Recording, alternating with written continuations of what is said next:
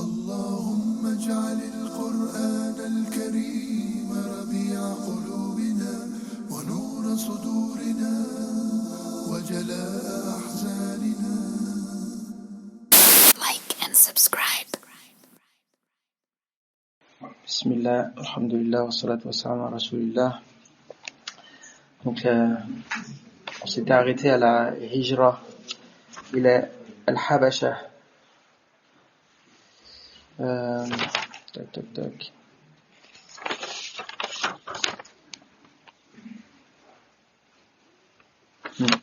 Il y a un passage, j'ai pas vraiment commenté. J'ai oublié de parler de cette question-là. La question de قال ابن الجوزي قال العلماء بالسير رأت قريش نجوما يرمى بها بعد 20 يوما من مبعث رسول الله صلى الله عليه وسلم. روى الإمام أحمد والترمذي وغيرهما عن ابن عباس قال كان الجن يصعدون إلى السماء يسمعون الوحي فإذا سمعوا الكلمة زادوا فيها 9 فأما الكلمة فتكون حقا وأما ما زاد فيه فيكون باطلا فلما بعث رسول الله صلى الله عليه وسلم منع مقاعدهم فذكروا ذلك لإبليس. Je crois qu'on a parlé de ça ou pas? On n'a pas détaillé.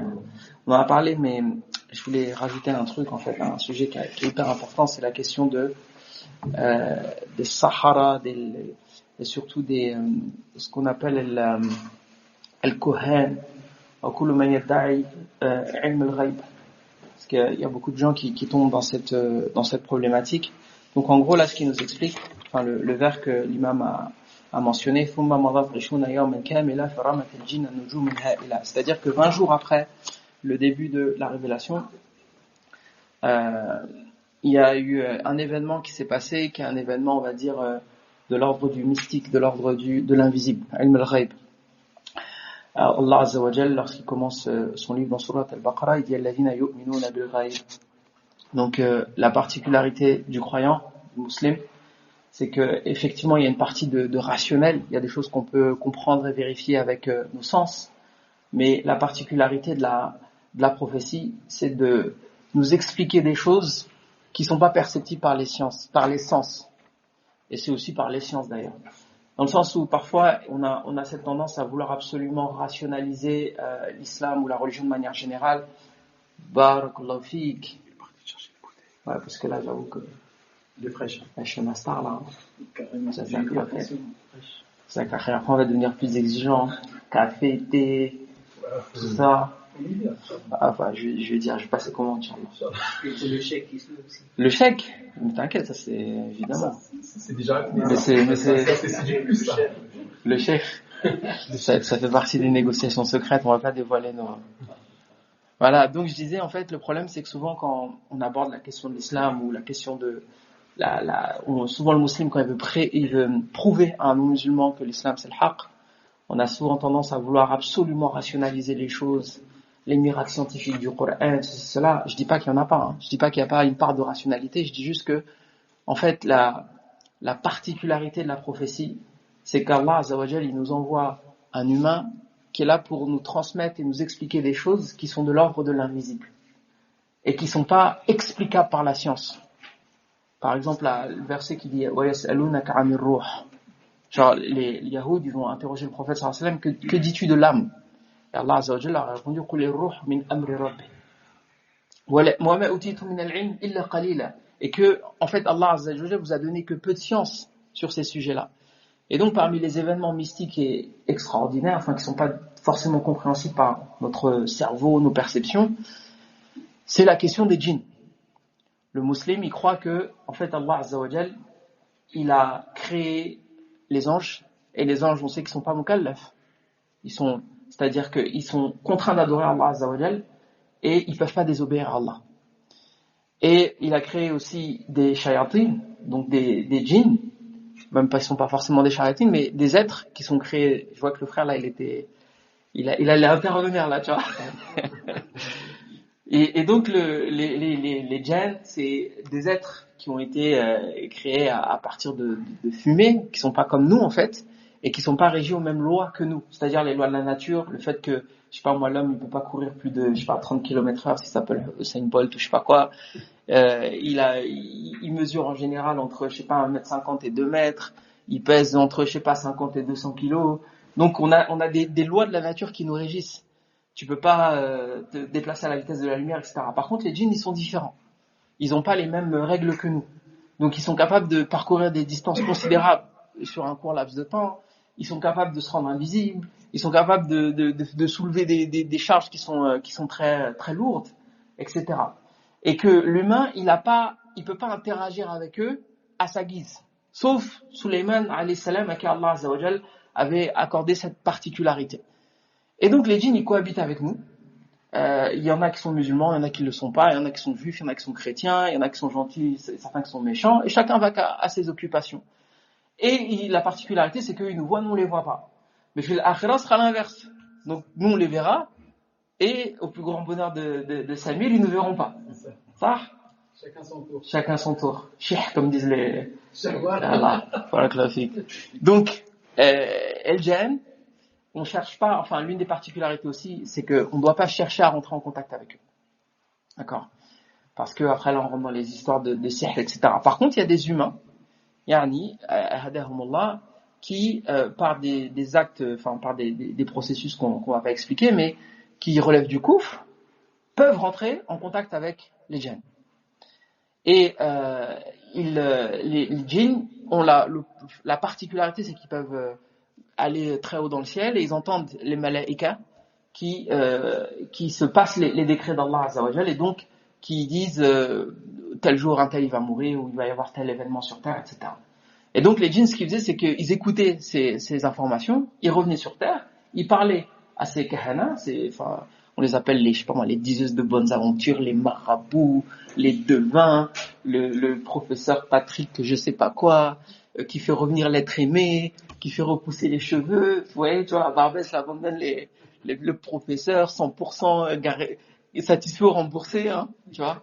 Il parle à ces gens-là, et ensuite les gens, yani, ils sont, il y a un problème d'un point de vue dogmatique, et je sais que beaucoup de musulmans tombent dans cette erreur-là, c'est qu'ils pensent qu'il y a des humains qui connaissent l'invisible. Donc ils connaissent l'avenir, par exemple. Moi, je vais vous raconter une histoire qui m'est arrivée personnellement quelques années avant ma conversion. Un homme, je vais pas raconter tout le détail qui m'a présenté cette personne ou pas, parce que ça va entacher la réputation d'autres personnes, mais peu importe. Il prétendait à dire l'avenir, je sais pas quoi. Donc il me voit, je m'assois, machin, et il commence à me parler, et il me raconte des événements passés que, en réalité, il est pas censé connaître. Et c'est des choses qui peuvent arriver. Tout simplement parce qu'on a avec nous, dès la naissance, un djinn, qu'on appelle le qarin, et qui nous suit et qui connaît toute notre vie, etc. Et en fait, c'est une poucave.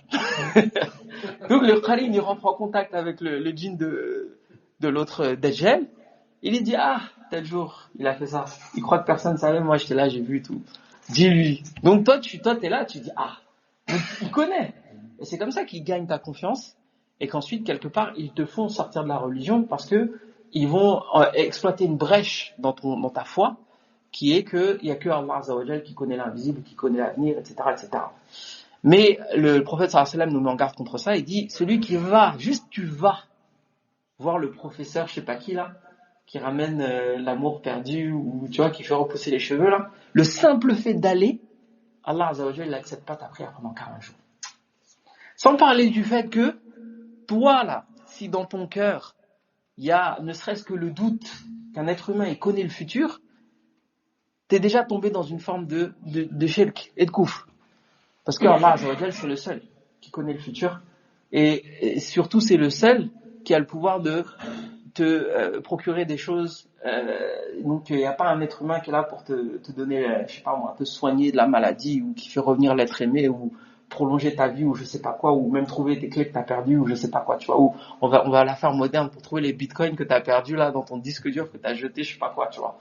Donc les djinns, eux, ils avaient cette habitude-là, mais 20 jours après la prophétie, ou le début de la prophétie, Allah Azza wa Jalla a envoyé des comètes qui les pourchassaient, Et tu peux revoir le tafsir de Surat al-Jinn où on parle de ça. Et donc ils ont pas compris. Ils sont partis voir Shaitan. On en a parlé, il me semble. Hein, on en a parlé. On n'a pas parlé. Bon bref, ils sont partis voir Shaitan et Shaitan leur a dit, enfin c'est parce que je le dis en arabe, donc les frères arabophones ils s'en souviennent.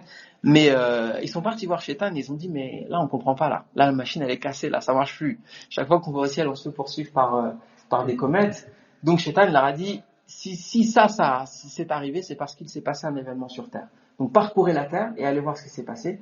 Et là ils ont vu le prophète sallallahu alayhi wa sallam en prière, en train de réciter le Coran. Et ils étaient pris par la récitation, ils ont été touchés, donc ils sont revenus voir Shaitan. Et ils ont dit, et Shaitan leur a dit, enfin Shaitan qui est le chef de file des shayatines, qui lui aussi a une histoire, peut-être qu'on aura l'occasion d'en reparler, mais il y a plusieurs versions, hein, mais souvent dans le tafsir du début de Surat al-Baqarah, ils te disent que les malaïkas, ils étaient partis, ils ont été missionnés sur terre parce que, en fait, les djinns ont été créés avant les hommes. Et ils faisaient beaucoup de conflits en fait. Ils rentraient en guerre comme les hommes le font également. Et Allah Azza wa Jal avait envoyé des anges afin de combattre certains djinns qui causaient des troubles.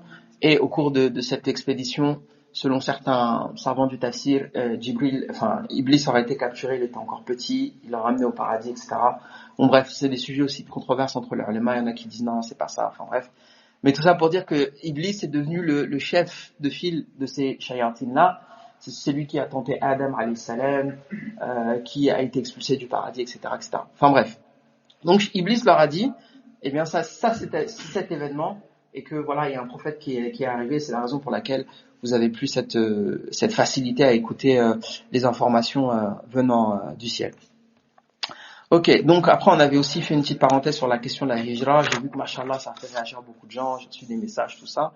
Mais de toute façon dans l'idée, hein, le but c'est pas que tout ce que je dis, les gens ils soient absolument d'accord avec moi. Le but c'est de créer de la discussion. Et de toute façon il n'y a aucun être humain qui va faire l'objet d'un consensus. Hein. Et sinon on crée une secte. Hein. Voilà.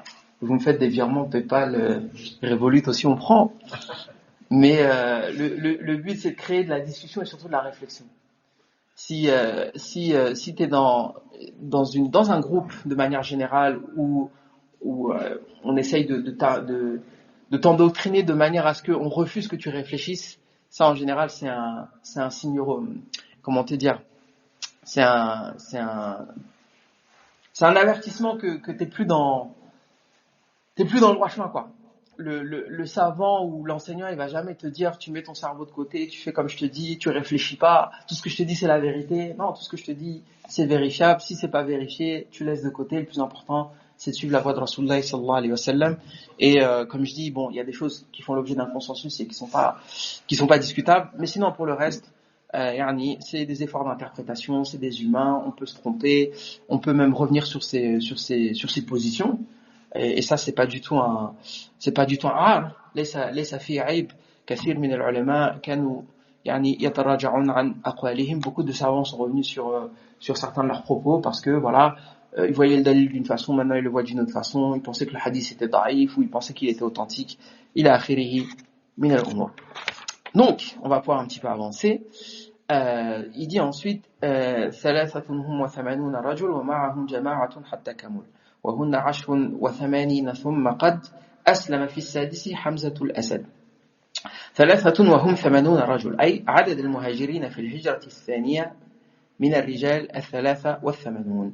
Donc en fait là ce qu'il nous explique c'est que il y a eu 38 hommes qui sont partis lors de la deuxième émigration, parce qu'ils ont émigré 2 fois en Abyssinie. Ils sont revenus une première fois parce qu'ils ont pensé que on leur a dit, bon, il y avait les rumeurs, il y avait les fake news à l'époque déjà, tu vois.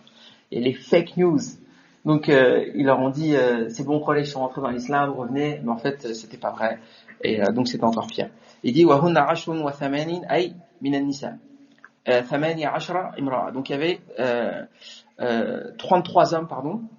Non, 83 hommes. 83 c'est 83 hommes et 18 femmes.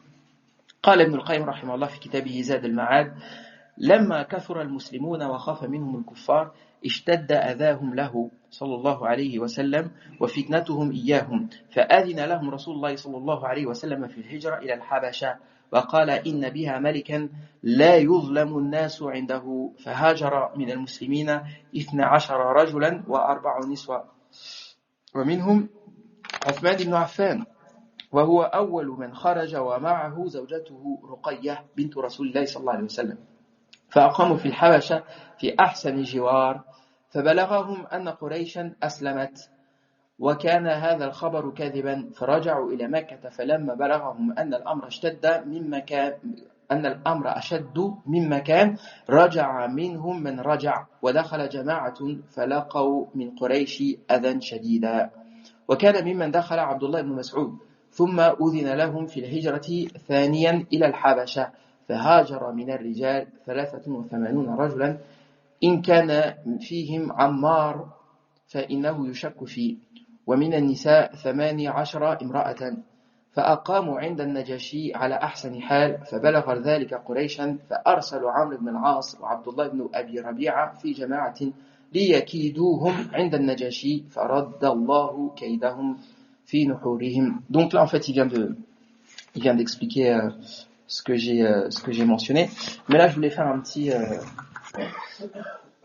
petit commentaire parce que malheureusement le cheikh il a pas vraiment expliqué l'histoire dans son ensemble et je pense que c'est une histoire importante, donc je vais lire le propos inchallah d'une autre source. Je vais boire un petit peu d'eau là parce que ça va pas du tout là. Bismillah.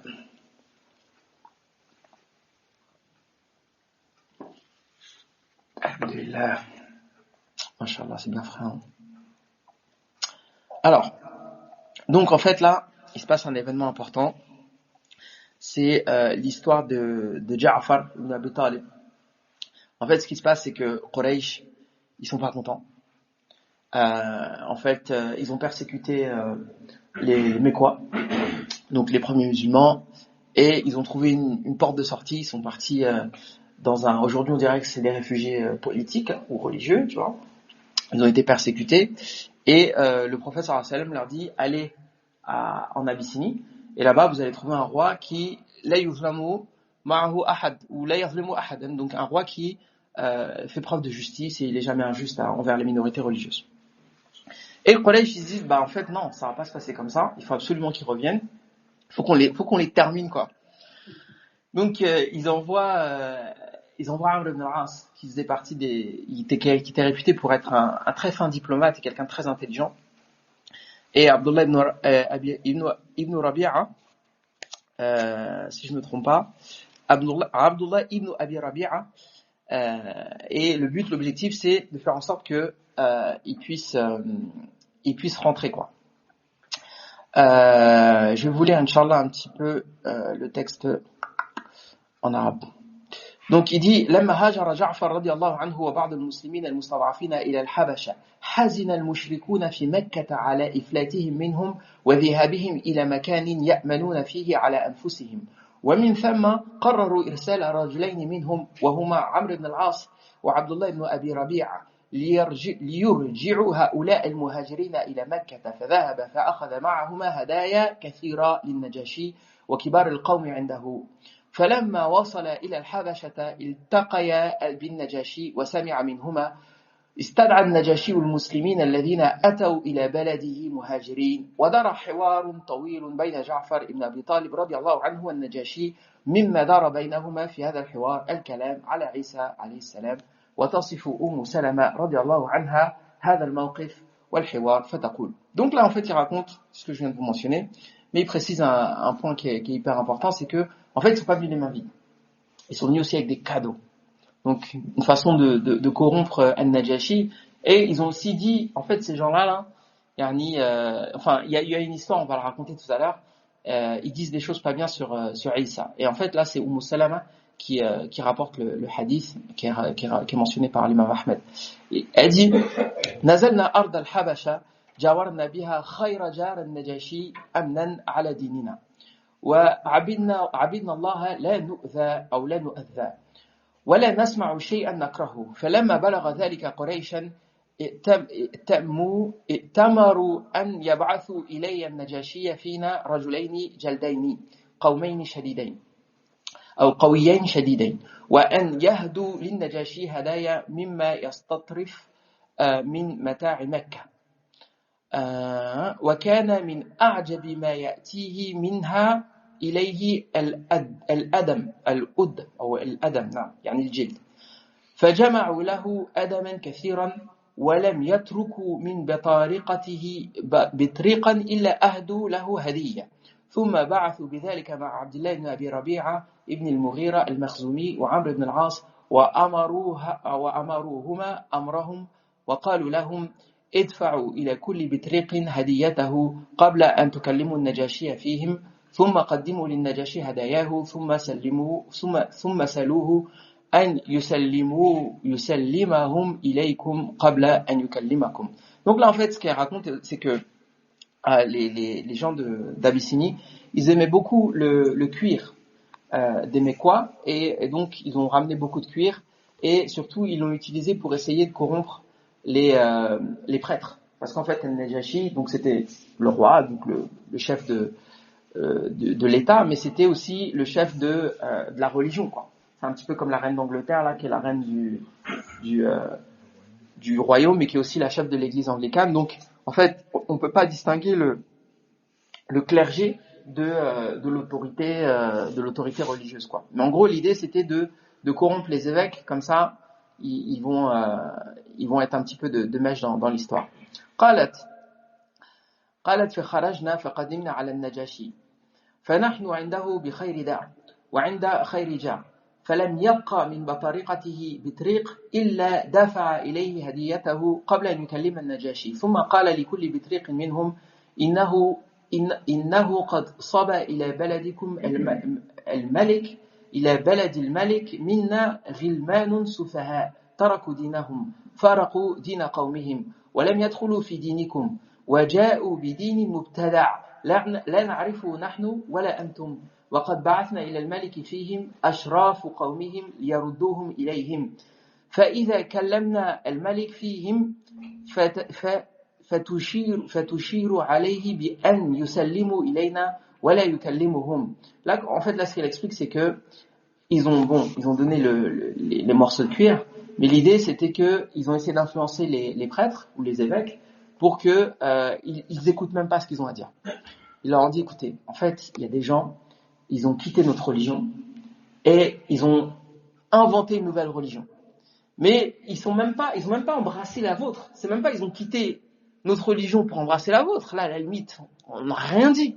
Mais ils ont inventé une religion et donc les écoutez même pas en fait. Et faites en sorte que votre roi ne les écoute pas.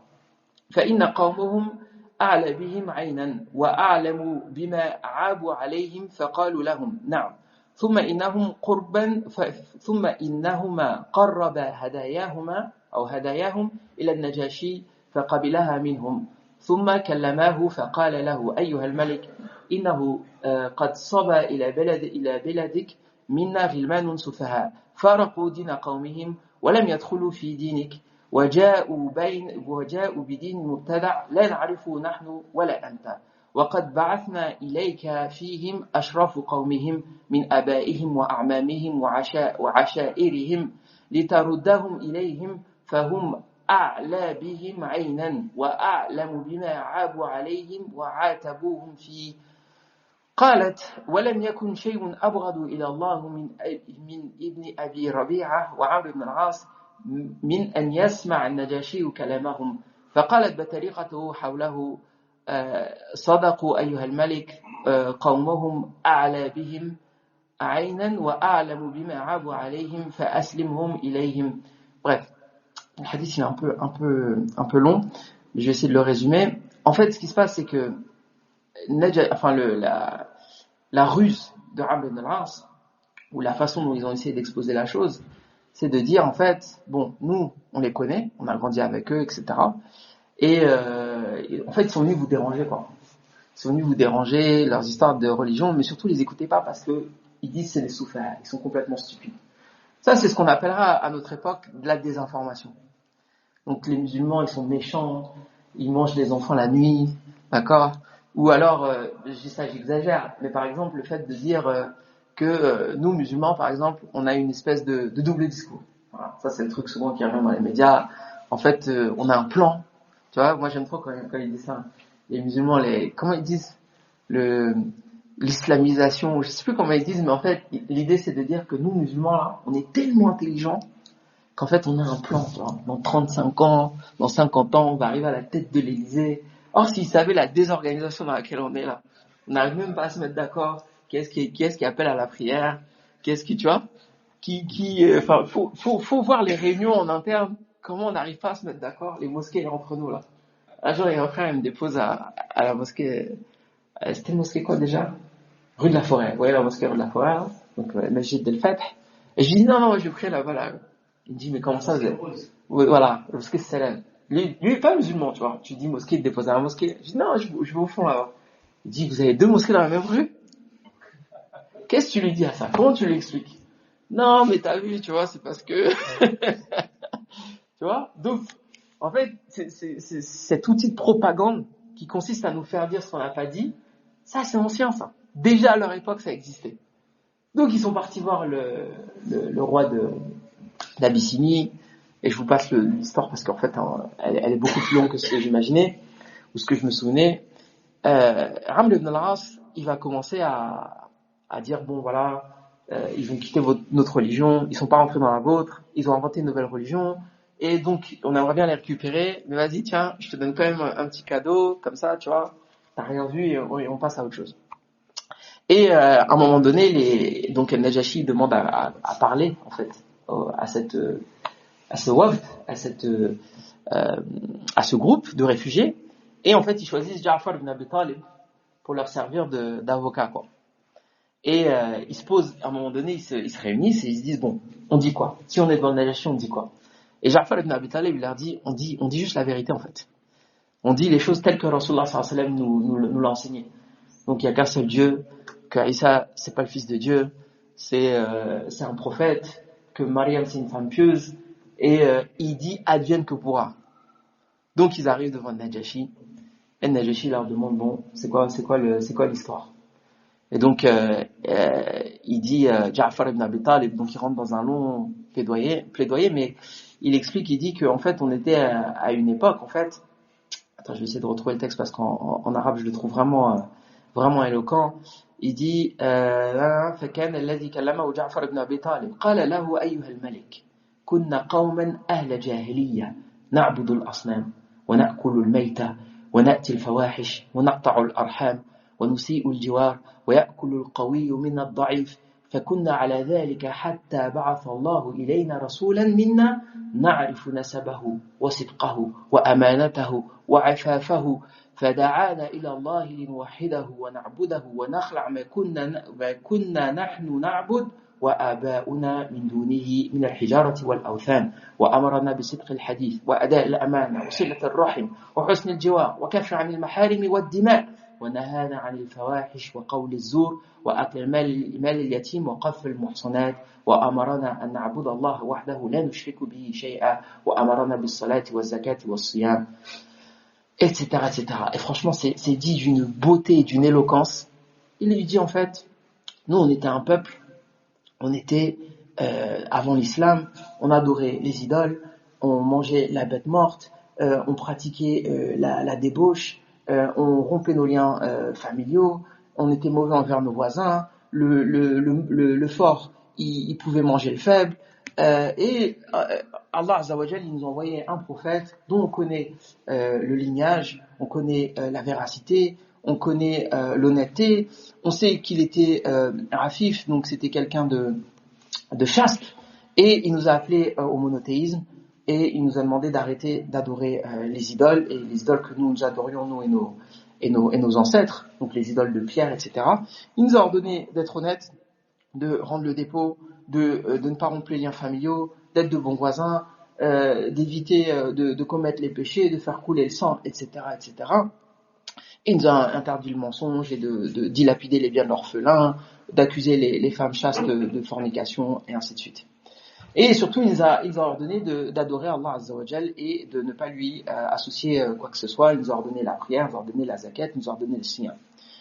Et en fait, Al-Najashi, quand il a entendu ça, il lui a dit, Hal ma'aka mimma ja'a bihi 'anillahi min shay. Est-ce que tu as quelque chose de la révélation dont tu parles?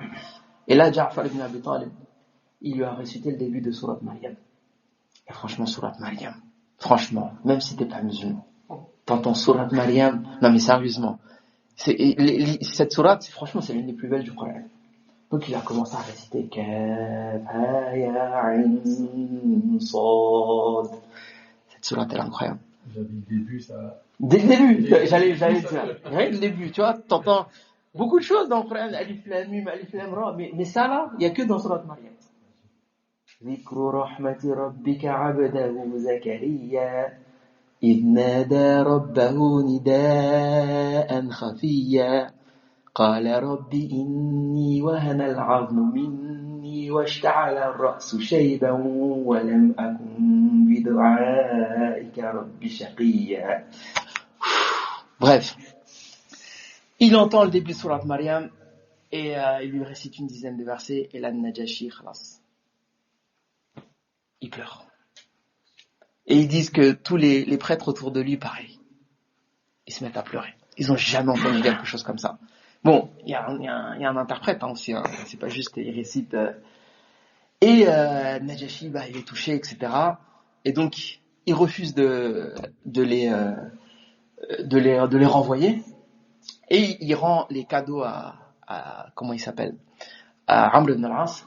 Et il leur dit, je vais plus entendre parler de vous, vous les laissez tranquilles, ces gens-là, ils sont sous ma protection, etc. Et Amr ibn al-As, comme je l'ai dit, il est très intelligent. Vous allez le voir, on va entendre parler dans la Sira. Et il dit à Abdullah ibn Abi Rabia, il dit, écoute, on lâche pas l'affaire. L'autre Abdullah ibn Abi Rabia, il dit, laisse tomber, c'est bon, on a essayé, ça marche pas, etc. On retourne. Il dit, non, il faut absolument qu'on lui dise qu'ils insultent Isa. Et donc il revient le lendemain avec ce nouveau plan, le plan B.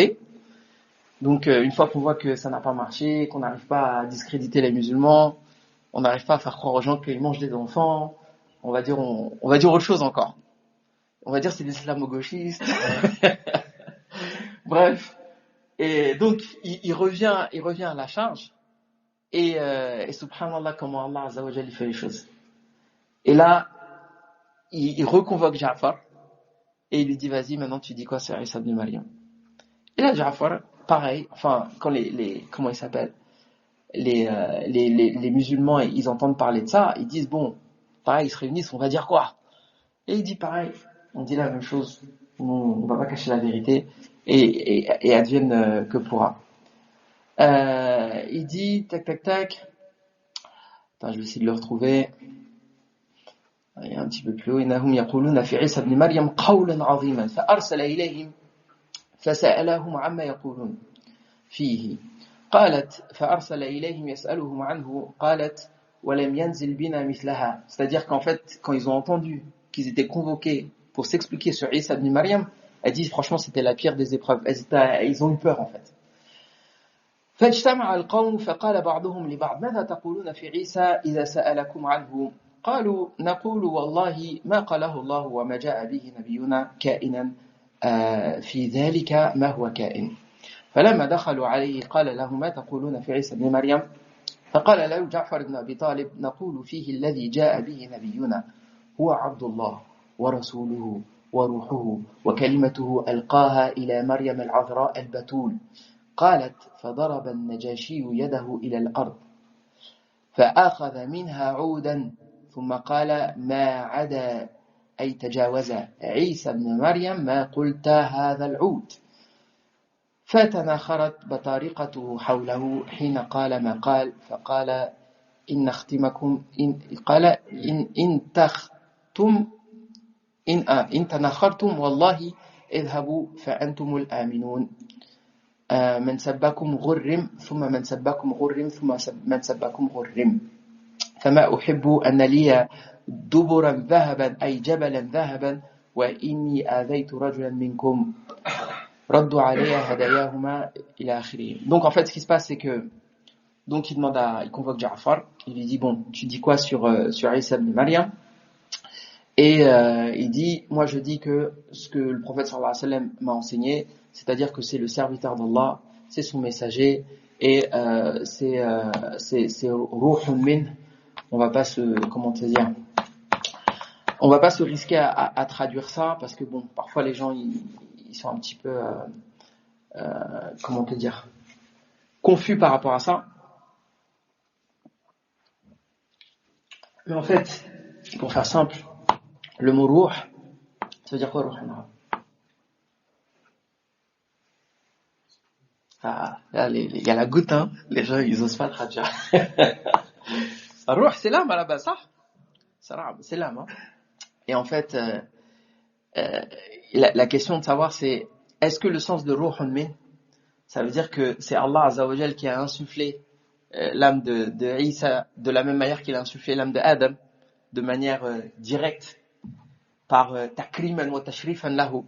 Parce qu'en fait, Allah, il a dit une parole qui a créé Isa ibn Maryam, sachant qu'Isa ibn Maryam, sa particularité, c'est quoi? Il n'a pas de père. Donc, nous tous là, on est nés d'un père et d'une mère, ça? Adam, il est né sans père, sans mère. Et Isa, il est né sans père, mais avec une mère. Et en fait, il y a une parole dans le Coran qui dit que Isa ibn Maryam, c'est kalimatuhu wa ruhun min, ça. Donc c'est la parole d'Allah et c'est une âme provenant d'Allah, ça.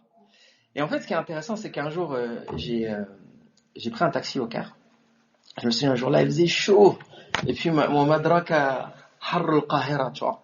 Donc la chaleur du Caire, dans les vieux taxis Lada, sans climatisation, tu vois. Avec les chemins chaotés là de Médine à Nasr. Donc je me souviens, je revenais du centre-ville.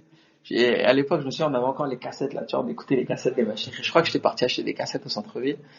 Et donc je rentre dans mon quartier et tout, et je tombe sur un chauffeur de taxi chrétien, tu vois. Donc là-bas, après 10% de chrétiens, donc il y a quand même beaucoup de chrétiens, hein. Mais tu sais, chrétiens orthodoxes, ils ont des tatouages là sur les mains et tout. Et puis et les chauffeurs de taxi au Caire, qu'est-ce qu'ils sont curieux. La hawla wala quwwata illa billah. Anta mnin? Anta ismak eh? Wa anta min France? Ahlan wa sahlan, ahsan nas. Ils aiment trop pas. Bref, donc tu montes dans le taxi, tu sais déjà, tu vas devoir raconter ta vie, tu vois. Mais subhanallah, des fois il me faisait pas payer, hein. Moi, tu vois, je disais je suis converti. Non, t'arrives à destination, il dit non, tu payes pas. Wallah, tu payes pas. Wallah. Bref, là je tombe sur un chrétien, donc crois-moi que j'allais payer, tu vois. Je monte dans le taxi, il commence à me poser des questions, tu viens d'où? Tu viens de France, et il découvre que je suis converti, tu vois. Donc là il commence à se fâcher, tu vois. Il me dit comment ça Bon, la tolérance religieuse là-bas, c'est pas comme ici. Là-bas, c'est un truc, tu vois, c'est tabou. Le chrétien il reste chrétien, le musulman il reste musulman. Et il me dit, il commence à me sortir cette hujja là, ce pseudo dalil, que dans le Coran, vous avez une preuve que Isa, en fait, astaghfirullah ta'ala Allah amma yaqulun, vu que en fait ruhun min, tu pourrais traduire c'est l'âme d'Allah, et ben qu'en fait c'est Allah, tu vois, puisqu'il a insufflé son âme dans Maryam, tu vois. Et franchement, moi je suis plutôt d'un naturel diplomate. Bon, j'ai la famille qui est pas musulmane, donc je sais quand même me comporter avec des chrétiens, tu vois. Mais là il m'énervait. J'ai dit laqad kafara alladhina qalu inna Allaha thalith thalatha. Je lui ai dit anta tu'min bi hadhihi al-aya wa takfur bi tilk. Non, Allah Azza wa Jalla dit dans le Coran. Non mais des fois en fait ça dépend, tu vois. Moi je commence jamais une bagarre mais je la termine toujours, ma'alish. C'est toi qui as commencé, frère, fallait pas me chercher. Je dis, Allah, il dit quoi dans le Coran? Il dit, les gens qui disent que c'est le troisième de trois, c'est du coup, c'est de la mécréance. Et quand il a entendu ça, il commence à s'énerver.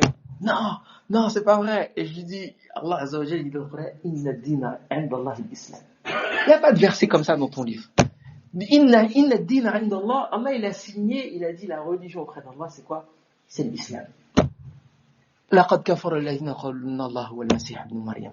بس je sors les versets, tu vois. كان يأكلان الطعام. Tu dis quoi sur ça? Là il commence à bafouiller là, tu vois, bégayer tout ça là.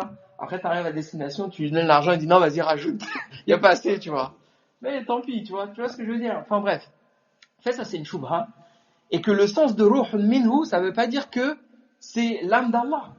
Ta'ala Allah amma yaqulun. Mais ça veut dire que c'est Allah qui a insufflé par le mot, qui a créé Isa ibn Maryam, et que c'est en provenance d'eux, ça veut pas dire que c'est l'essence, astaghfirullah, tu vois, d'Allah Azza wa Jal. Bref, Ja'far ibn Abi Talib, il a utilisé cette expression, et il a dit wa kalimatuhu alqaha ila Maryam, donc c'est la parole qu'il a insufflée dans Maryam, al-azra, et donc elle était vierge. Et non, ça, excuse-moi. Dans le Coran, il y a Allah qui parle de Jibril alayhi salam, il dit nazala bihi ar-ruhul amin. Dans ce sens-là, le ruh, c'est quoi donc? Pour faire la différence en fait, avec le ruh. Ar-Ruh al-Amin, c'est un autre nom de Jibril.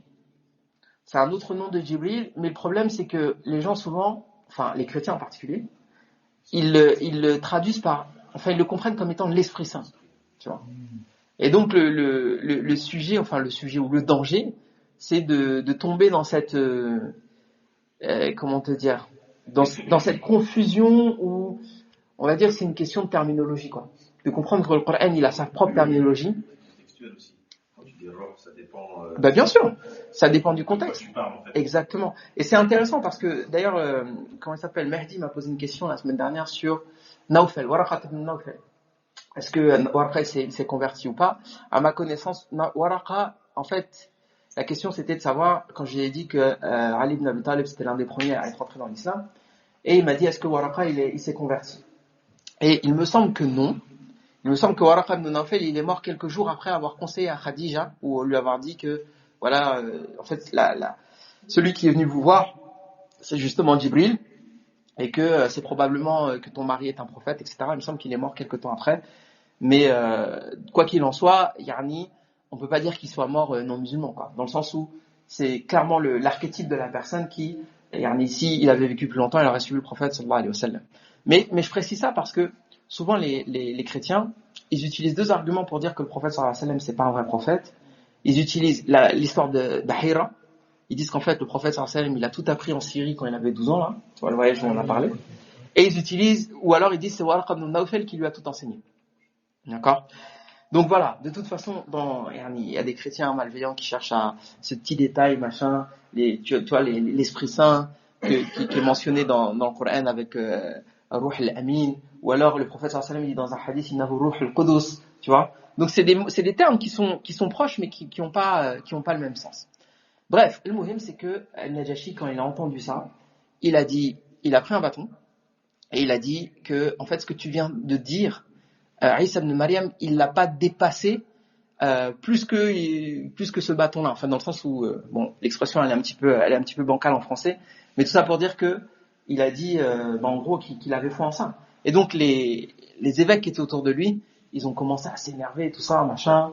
Bon, après il y aura une histoire entre eux et les évêques, mais le moyen c'est que il a refusé les cadeaux, il a renvoyé les Mécois, et ça c'est un événement, on va dire, assez important.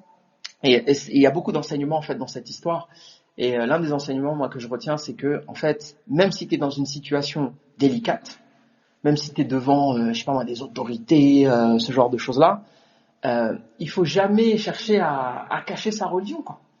Il y a pas à mentir en fait. Il y a pas à arrondir, il y a pas à comment te dire, à essayer de diluer sa religion, tu vois, pour faire plaisir en fait.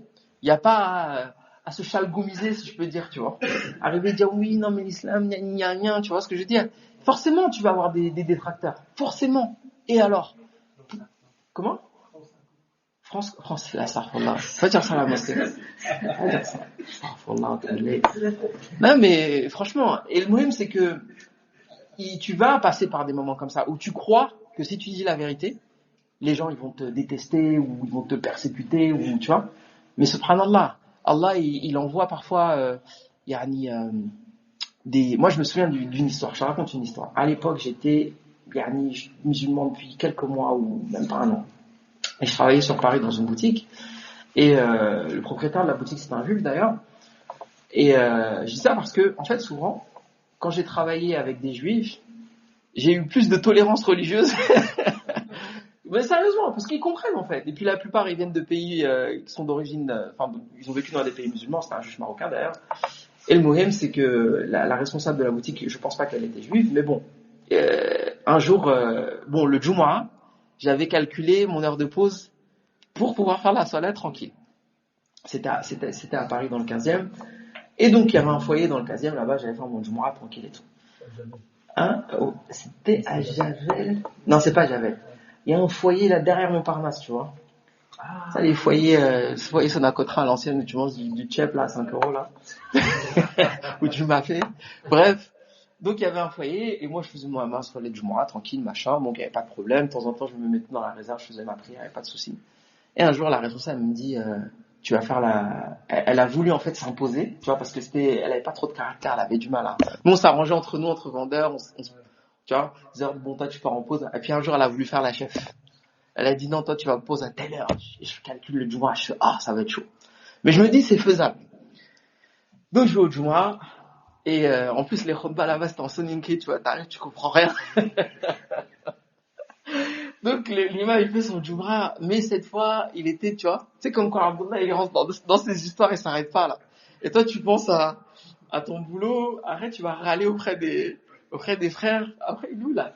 Il est caché. Il est pas là, il est parti. Après, il vient me voir la semaine prochaine. Abdallah, tu peux pas raccourcir un peu, tu vois. Bref, l'imam, il est rentré dans ses histoires. Il parlait longtemps. En plus, on soniquait, moi, je fais frère. Après, genre là, on travaille. Mais bon, et puis là, Shaitan, il vient. Il dit, vas-y, tu quittes la prière, tu t'en vas. C'est pas grave, et tout, nanana. Mais j'ai patienté. Je suis resté jusqu'à la fin et je suis arrivé en retard. Donc, obligé, j'étais convoqué. Elle était énervée de fou. Ouais, machin, je te fais confiance, pourquoi tu me fais ça à moi, naïna, et tout.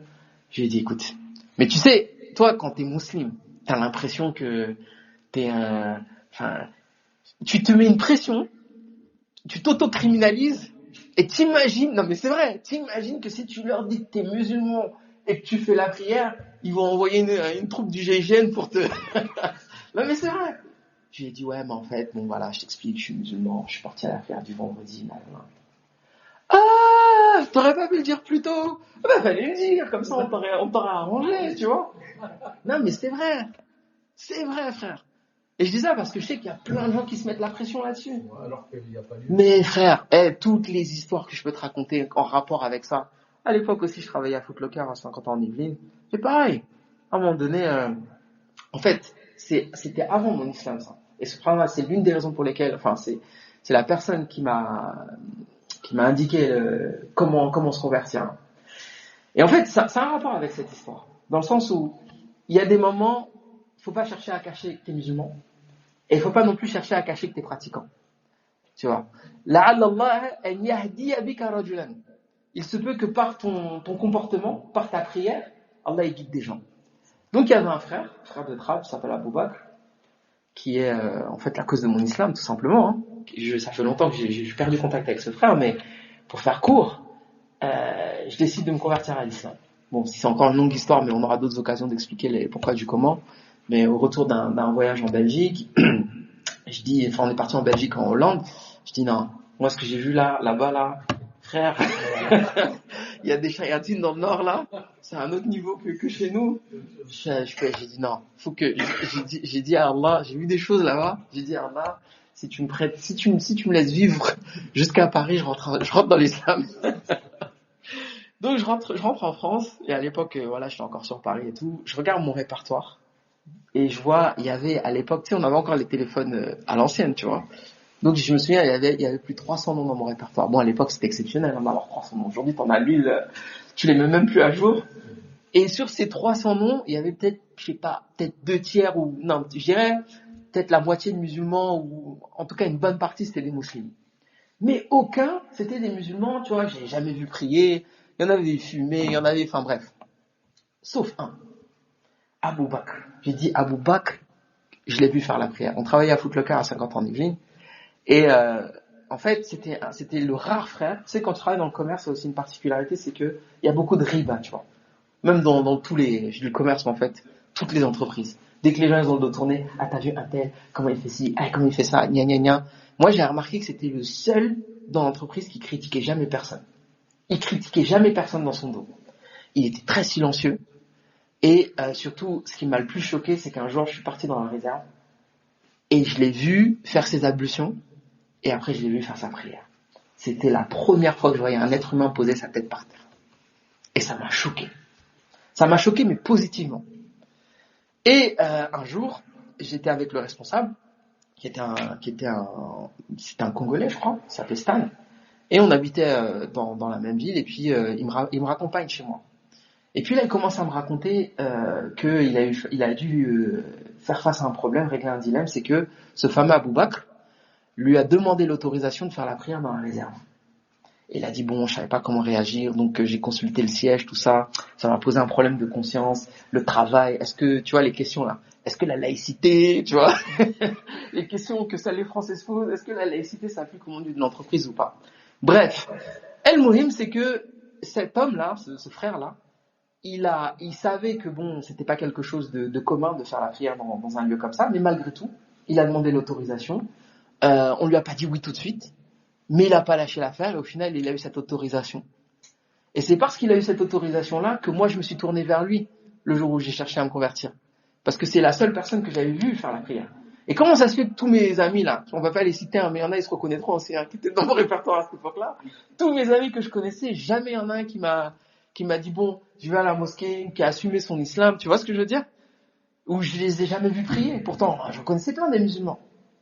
Et en fait, assume ta religion et tu verras que des fois, il y a des gens qui sont même les plus improbables parmi tes collègues de travail qui vont venir te voir et qui vont te dire frère, toi je sais que t'es dans le dîn, là j'ai un problème, ou alors je m'intéresse à l'islam, etc., etc. Et si ce n'était qu'on a un cours à faire, je te raconterai d'autres histoires, mais bon, on n'est pas là pour rester trop longtemps sur ce sujet. Mais bref, l'enseignement le plus important pour moi dans cette histoire de Ja'far ibn Abi Talib, c'est que en fait il y a des principes sur lesquels on n'a pas à se cacher. Et le travail aussi du musulman, c'est de transmettre le message, peu importe qui tu as en face de toi, même si c'est un souverain, même si c'est, je sais pas moi, le président de la République qui te convoque, Emmanuel Macron, ou alors qu'est-ce que vous dites sur l'islam ou je sais pas quoi, mais tu sais pas. Peut-être que tu vas le toucher lui, peut-être que tu vas toucher le journaliste qui est à côté, peut-être que tu vas toucher sa femme, peut-être que tu vas toucher l'attaché de presse ou j'en sais rien, ou alors si c'est diffusé en direct à la télévision, tu vois, une personne qui connaît pas en fait. Et que le problème c'est qu'il y a tout le temps des intermédiaires entre nous et le public, et que si les gens ils entendaient vraiment notre message et comment tel qu'on l'a reçu, moi je suis convaincu qu'il y aurait beaucoup plus de gens qui au moins ne seraient pas des ennemis de l'islam et au mieux adhéreraient à cette religion. Donc voilà, ça va? Bon. Je sais que je fais des longues parenthèses, mais je pense que parfois c'est important. المهم il dit ثم قد أسلم في السادس من المبعث بعد دخول رسول الله صلى الله عليه وسلم دار الأرقم وقيل السنة الثانية حمزة الأسد عم النبي صلى الله عليه وسلم وأخوه من الرضاعة وكان في إسلامه نصرة للدين وعز للمسلمين وأسلم من بعد أيام قلائل عمر بن الخطاب رضي الله عنه فكان إسلامهما فتحا عظيما أعز الله بهما الإسلام والمسلمين. Donc là en fait il est en train de parler d'un autre événement qui est la conversion de Hamza ibn Abi Talib. En fait ce qui se passe c'est que Hamza c'était quelqu'un de fort physiquement et aussi de caractériel quoi. Il n'avait pas peur, il était courageux, tout ça. Et un jour il part à la chasse et en revenant de la chasse il avait encore son arc. Il entend, c'était une de ses servantes, quoi, qui lui dit, en fait, là, j'ai entendu le prophète sallallahu alayhi wa sallam s'est fait insulter par Abu Jahl, etc. Dans une version, même Abu Jahl l'avait blessé physiquement. Et donc Hamza, il a entendu ça, il s'est énervé. Il est parti voir Abu Jahl, il a vu qu'Abu Jahl, il était dans son majlis, donc il était avec ses potes, quoi. Il était avec ses sauces, avec ses sahab. Il gazait, il était fier et tout. Et il a vu Hamza déterre. Il arrive en balle, là je parle en gent là, et il sort son arc, il dit ah c'est toi qui as insulté mon neveu, bam, il le frappe avec son arc et il l'ouvre, il le coupe quoi en fait. Et là les potes de Hamza ils se lèvent, ils commencent à s'énerver, les Banu Hashim ils se lèvent, vous allez faire quoi? Et puis voilà et donc Abu Jahl il dit non laissez-le. En fait, c'est vrai que j'ai insulté son neveu, je l'ai salement insulté, Donc en gros, je l'ai mérité, quoi. Il lui dit, ouais, comment ça tu l'insultes alors que moi j'ai embrassé sa religion, tu vois. Et en fait, il n'a pas réfléchi. Les Arabes, ils avaient ce qu'ils appelaient al-hamiyya, le ta'assub, la fierté. Hein. Et malheureusement, nous, on a encore ça. Hein. On a encore ça, hein, l'époque de, je sais pas quoi, la PSR contre la plaine, contre les frères au fond, là, Chicago, je sais pas quoi, là. Voilà, tu vois. Les Mondia contre les Poulards, la Madeleine Netreville, tu vois. On a encore ça. Hein. En fait, on sait même plus pourquoi on s'est embrouillé. L'embrouille, elle date depuis, tu vois, l'année 1992 où Hubert, il a insulté je sais pas qui, là, à la Madeleine, tu vois.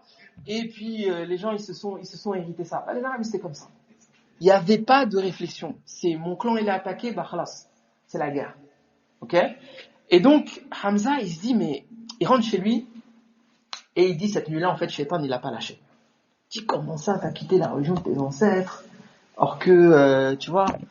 Et donc, il a été traversé par le doute. Il est parti voir le prophète, sallallahu alayhi wa sallam, il lui a dit, ah, Rasulallah, j'ai fait quelque chose, mais je suis pas sûr de ce que j'ai fait, j'ai embrassé ta religion, mais, tu vois.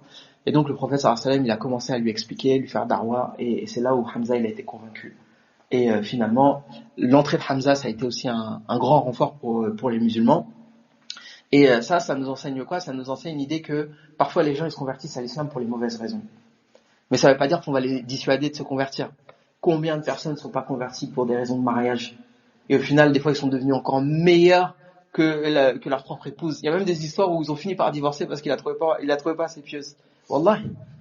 Mais c'est vrai. Combien de personnes ils sont pas converties simplement parce que quand c'était le Ramadan et que tous leurs amis étaient à la mosquée, ils s'ennuyaient, ils se disent bon, et tous les ans c'est comme ça, hein. On envoie des gens qui viennent tarawih ou alors quand ils viennent pour les aqiqa là. Ils viennent pour manger. Mais c'est vrai. Il vient ses potes là quand il y a l'aqiqa, chaque fois qu'il y a une aqiqa, bon un petit peu moins ces jours-ci, mais à une époque, et je voyais un petit mandjak, je dis ah tiens, t'es converti toi? Non, tu vois. Quelques mois après, converti. Ah mon frère, tu goûtes le mouton là, comment les Marocains ils font ça, de toute façon avec les pruneaux, tout ça, le cumin frère. Tu dis non, on est obligé quand même. C'est du soft power ça.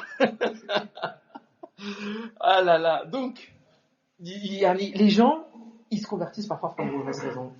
Et c'est pour ça qu'Allah Azza wa Jalla dit قالت الأعراب آمنا قل لم تؤمنوا ولكن قولوا أسلمنا ولكن لم يدخل الإيمان في قلوبكم. Les bédouins, pareil, ils sont convertis, bon, ils sont dit, le prophète sallallahu alayhi wa sallam, il est trop puissant là, son armée là, à chaque fois on essaye, on n'y arrive pas, vas-y on se convertit à l'islam, comme ça on est tranquille. Et la preuve c'est que beaucoup d'entre eux même ont apostasié après la mort du prophète sallallahu alayhi wa sallam, et sont revenus ensuite. Mais tout ça pour dire que les gens, en fait, rentrer en islam, ça ne veut pas forcément dire être un croyant. Quand tu dis Ashhadu an la ilaha illallah, il a froncé le sourcil, il faut explication. Ah oui. Non, il n'y a pas de souci, il faut m'interrompre dans ces cas-là. Donc, rentrer en islam, ça veut dire la shahadatain. D'accord? Ça veut dire faire la prière, jeûner Ramadan, etc. Est-ce qu'une personne qui fait ça, on est sûr que dans son fort intérieur, elle le fait pour les bonnes raisons? Non. Peut-être que la personne a des choubouhettes, peut-être que la personne elle le fait parce que c'était à la mode. Tu vois, à l'époque où ils avaient sorti le film, là, je crois que c'était Malcolm X. Hein. Voilà. Il y a eu une vague de conversion. Moi, j'ai des cousins comme ça, enfin, les anciens. Là. Dès qu'il y a eu ce film-là, tout le monde est... Il y a eu Dakhalou fi ddini afwaj. Mais bon, c'était juste... Allah, il dit, Inch'Allah. C'était la tendance, la mode du moment. Voilà, c'était la mode du moment. Donc, il y a des phases où les gens, ils disent Ashhadu an la ilaha illallah, pas forcément pour les bonnes raisons. Est-ce que ça fait d'eux des croyants? Non. Et le dalil, c'est quoi? Le dalil, c'est le hadith à Sa'd ibn Abi Waqqas. Le prophète sallallahu alayhi wa sallam, tu sais, des fois, il distribuait les ghanaim, donc le butin. Et un jour, et parfois, il distribuait le butin de manière pas égale, entre guillemets. D'accord? Pas égale, ça veut pas dire pas équitable. D'accord? Il y a une différence entre l'égalité et l'équité. Donc, les gens qui avaient la foi, le prophète sallallahu alayhi wa sallam, il leur donnait pas ou il leur donnait peu. Parce qu'ils savaient qu'ils n'avaient pas besoin de ça pour affermir leur foi. Ils n'étaient pas motivés par l'argent. Par contre, les gens qui venaient de rentrer dans le dîn, ou dont il avait l'espoir qu'ils rentrent dans le dîn, il leur donnait, et parfois il leur donnait beaucoup. Et un jour, Sa'd ibn Abi Waqqas, il voit le prophète sallallahu alayhi wa sallam partager le butin, et il dit, A'ti li fulan fa innahu mu'min. Donne à un tel pour le récompenser et tout ça, parce qu'il est croyant. Le prophète sallallahu alayhi wa sallam, il dit au musulman. En gros, il ne dit pas qu'il est croyant, il dit juste qu'il est musulman. Ça dit, il est étonné, tu vois. Comment ça, il me reprend et il répète une deuxième fois. Le prophète sallallahu alayhi wa sallam, il dit une deuxième fois, une troisième fois. Il dit. Après, il dit ça. Des fois, je donne à des gens et pas à d'autres parce que j'ai peur qu'ils se fassent jeter dans le feu. Donc, en gros, laisse-moi gérer, t'inquiète. Mais par contre, l'enseignement que les ulémas en ont tiré, c'est que musulman, c'est le premier niveau de la spiritualité en islam. C'est les shahadatayn. C'est indispensable pour entrer au paradis. Par contre, ça nous concerne nous. Ahkam fi dunya. Ça veut dire que cette personne, elle peut se marier avec des musulmans, elle est enterrée dans un cimetière musulman, on peut manger de ses zaba'ih, etc. Elle est éligible à la zakat. Bref, tous les rituels. Il se peut que cette personne, elle soit une hypocrite pure. Ou que ce soit GG des services de renseignement qui s'est converti pour nous surveiller, tu vois. C'est possible aussi. Mais c'est pas notre problème, en fait. C'est pas notre problème. Donc, ma fille qui m'appelle en plein cours, j'ai dit la prochaine fois, je vais ouvrir, je vais t'humilier devant tout le monde. On fait où? On ouvre où? Ah, nasturha, Inch'Allah, Allah yahdiha. Bref. Donc, le croyant, le croyant, c'est encore un autre niveau dans la spiritualité.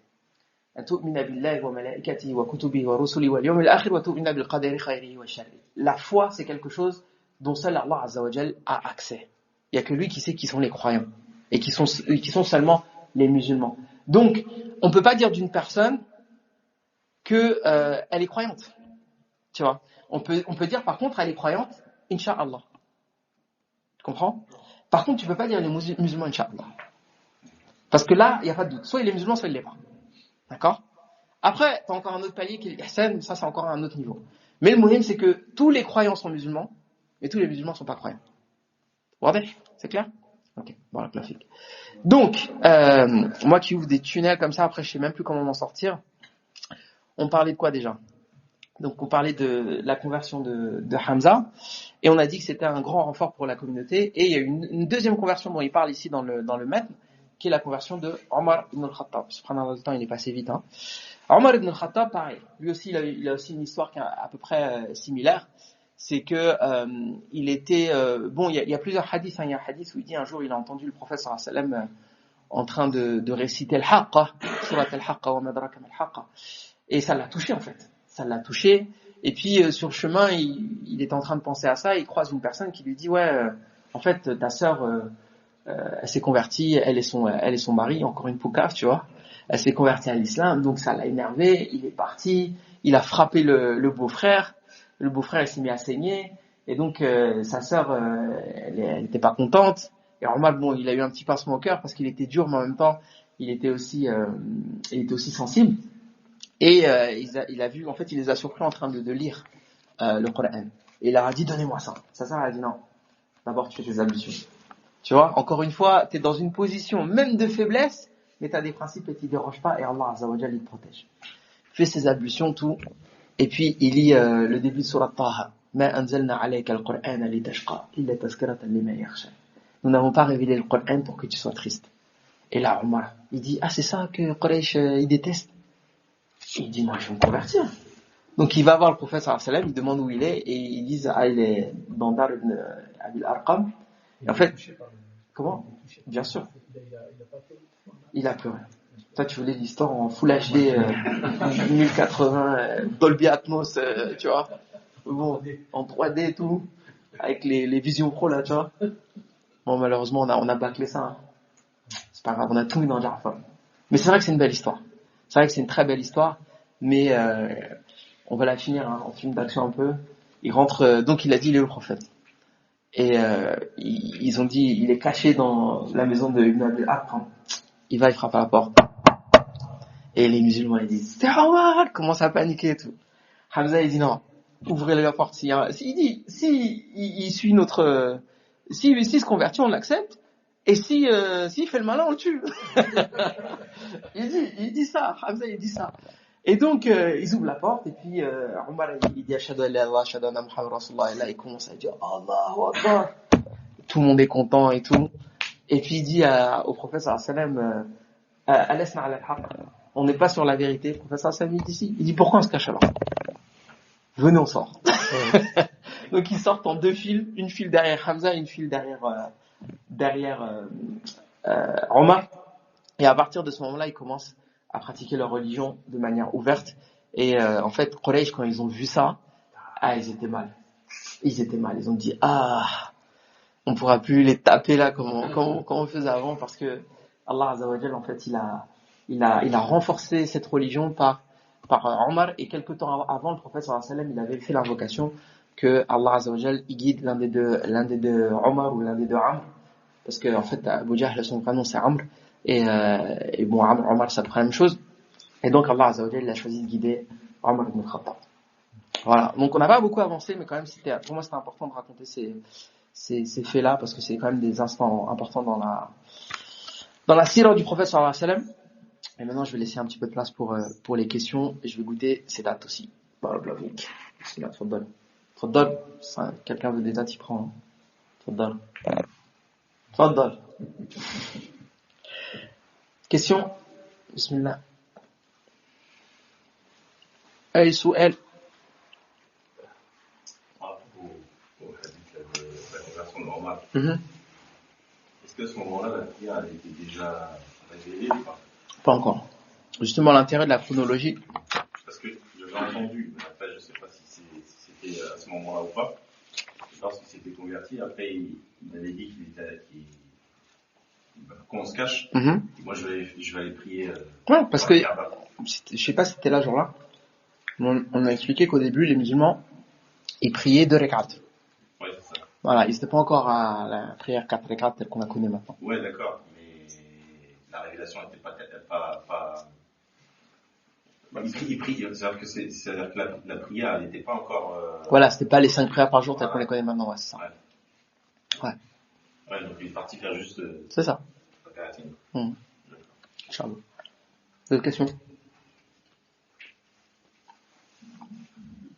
Ma fille Soël.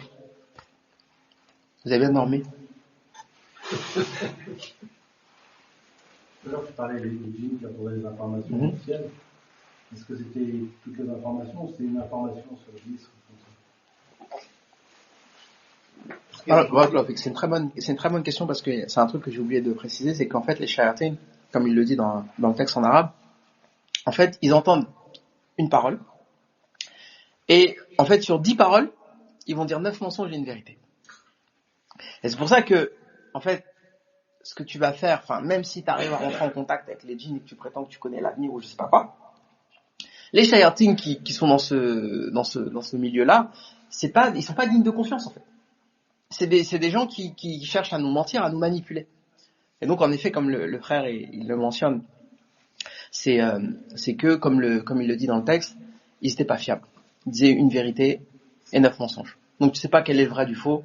Donc, ça sert à rien d'essayer de les croire, quoi. Aïe, Souel, il nous reste 9 minutes, là. Avant la salat. Question? Pas de questions? Le fils Souel. François, t'as une question? Non. Pas de question?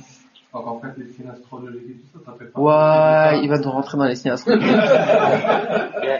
Mais c'est une très bonne question. C'est une très très bonne question. Il y a pas mal de musulmans. Oh.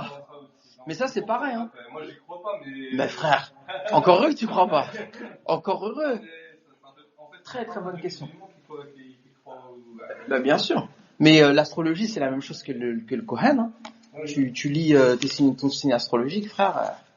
T'étonnes pas si t'as un trou, il y a un qiyamah de 40 jours de pas salat.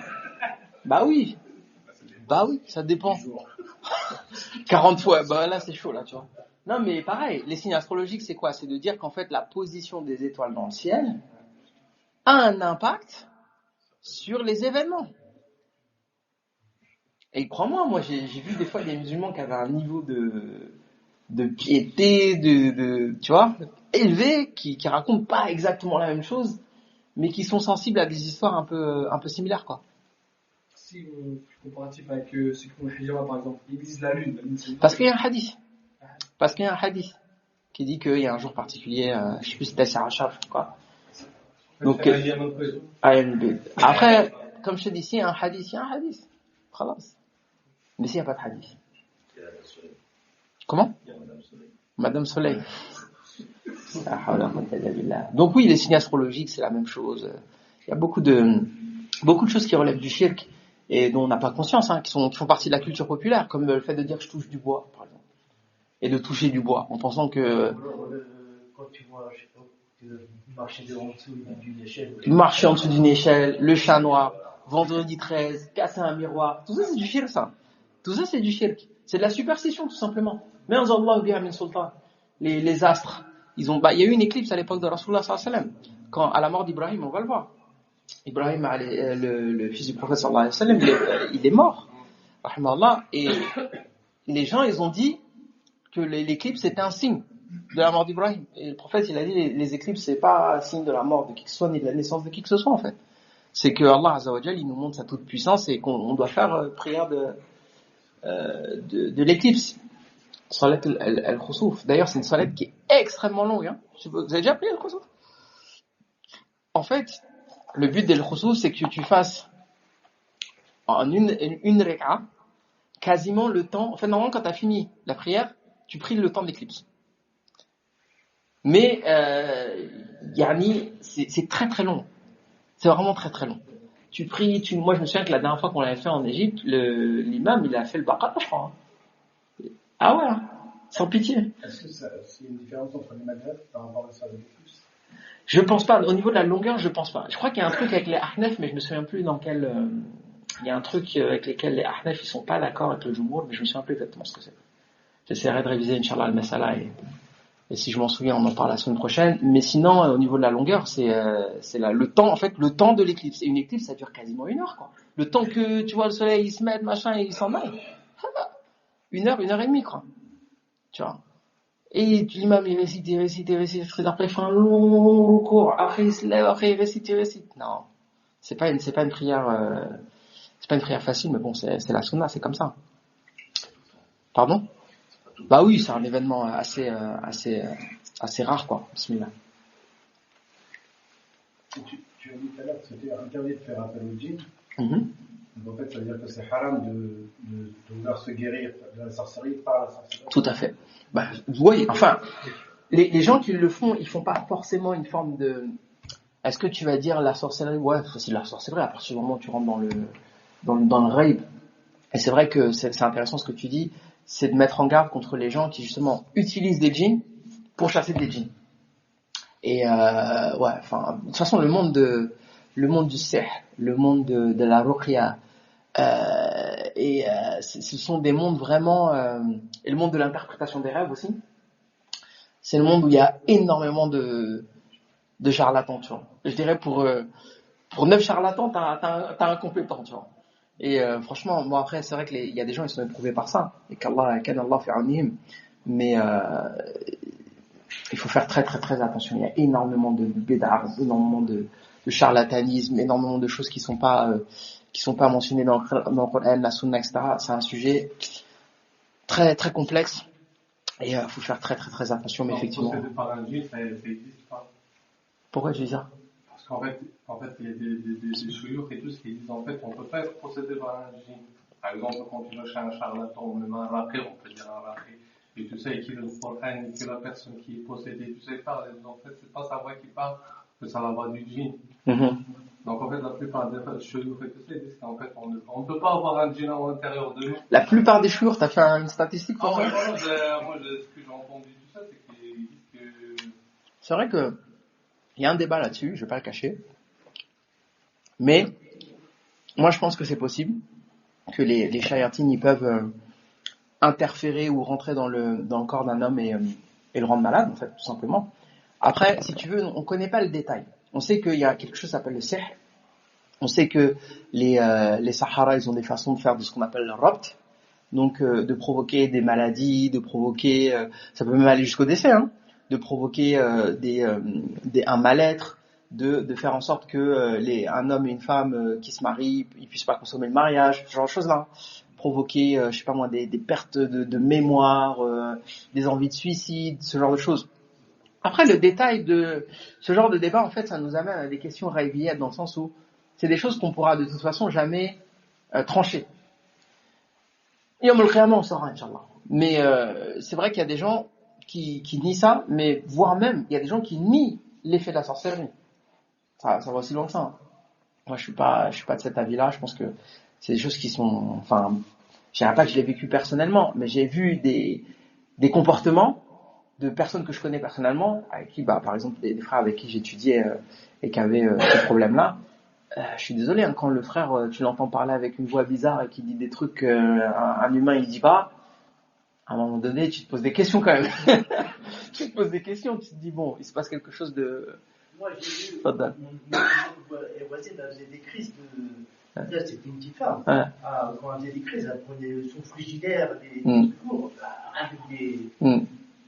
Moi, je me suis toujours posé ça comme question, si ça se trouve, elle est possédée. C'est possible, hein. C'est possible. Après, ça peut être aussi des crises de nerfs, ça peut être aussi des choses, des dysfonctionnements du cerveau, j'en sais rien, mais. Tu la voyais le lendemain, elle se rappelait plus de. Tu vois? Non, et puis le problème, c'est que ce monde-là, il est souvent confondu aussi avec des problèmes psychiatriques. Et parfois, les gens, ils ont ça et ça. Et souvent, les gens qui ont un problème avec les djinns, ils ont aussi besoin psychiatriquement ou psychologiquement d'être soignés derrière, parce que bon, ça laisse des traces, hein. C'est pas un sujet facile, quoi. Il y a aussi des gens qui sont fascinés par ça. Ah, il y a des gens qui sont trop fascinés par ça. Il y a des gens, ils adorent ça. C'est leur vie, c'est ça, tu vois. Le djinn, pour eux, c'est ça le plus important. Les djinns et les rêves, l'interprétation des rêves. Mais bon. Inch'Allah, al-afwa wal-afia, Inch'Allah. C'est bon, les frères? Vous avez d'autres questions? On va pouvoir passer à la salat, Inch'Allah. سبحانك اللهم وبحمدك اشهد ان لا اله الا انت استغفرك واتوب اليك جزاكم الله خيرا والسلام عليكم ورحمه الله وبركاته. ربنا تقبل منا إنك أنت السميع العليم ربنا تقبل منا إنك أنت السميع العليم Like and subscribe.